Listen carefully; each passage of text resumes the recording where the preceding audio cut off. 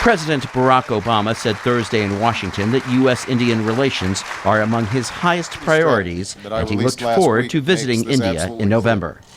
A fundamental pillar of America's comprehensive engagement with the world involves deepening our cooperation with 21st century centers of influence, and that includes India.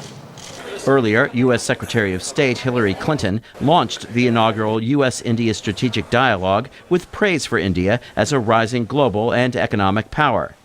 Clinton called for a new stage in bilateral relations, but stressed that each nation must address lingering doubts about the other.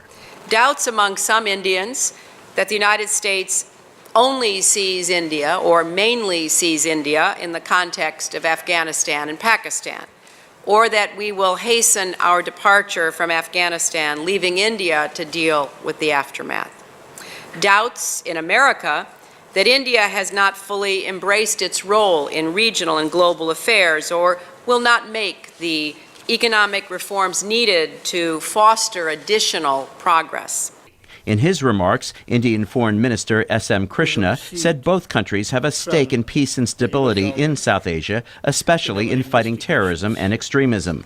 He said terrorists have targeted both nations, and he thanked the U.S. for its help in the investigation of the terrorist attacks in Mumbai in 2008. He said the next logical step is giving Indian authorities access to persons he said have been apprehended by the United States in the case. He pointed to the attempted car bombing in New York's Times Square a month ago, in which a Pakistani-born U.S. citizen has been charged.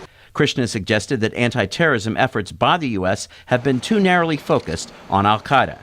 Given the fact that the groups who preach the ideology of hatred and violence are increasingly coalescing, sharing resources, and operating as one, it is incumbent upon all of us to focus our efforts laser-like on every one of them. Krishna said India seeks dialogue with neighboring Pakistan to bolster peace and cooperation between the nuclear rivals. He said he will meet with his Pakistani counterpart in Islamabad in July.